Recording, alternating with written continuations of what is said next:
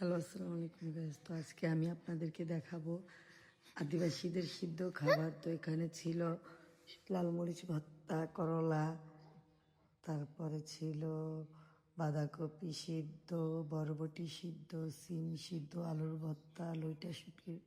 তো আমি প্রথমে করলাটা দিয়ে খেলাম, লাল মরিচের ভর্তা লাগিয়ে না ভালোই লেগেলো। তারপরে দিয়ে দিলাম, খেলাম আপনাদের সিম দিয়ে। তো সিম দিয়েও ভালোই লাগলো, বাট সব থেকে বেশি মজা লেগেছে বাঁধাকপি দিয়ে খাওয়াটা।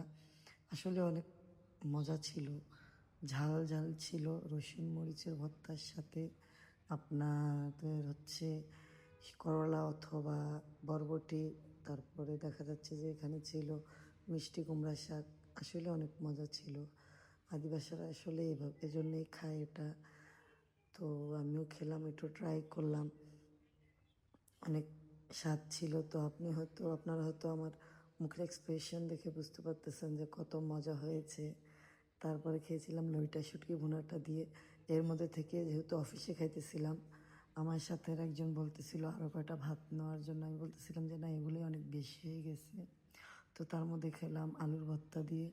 আসলে অনেক ভালো ছিল, কিন্তু যত যাই খাই না কেন তার মধ্যে থেকে আমার কাছে সিদ্ধটাই ভালো লেগেছে সব থেকে বেশি।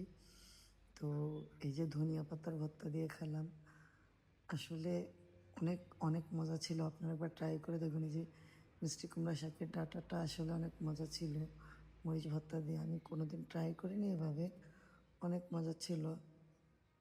তো দেখেন, আমি কথা বলতে বলতে আমার আবারও খেতে ইচ্ছে করতেছে ভয়েস দিতে দিতে। তো এখানে আমি আবার একটু করলা সিদ্ধ নিয়ে নিলাম খাওয়ার জন্য।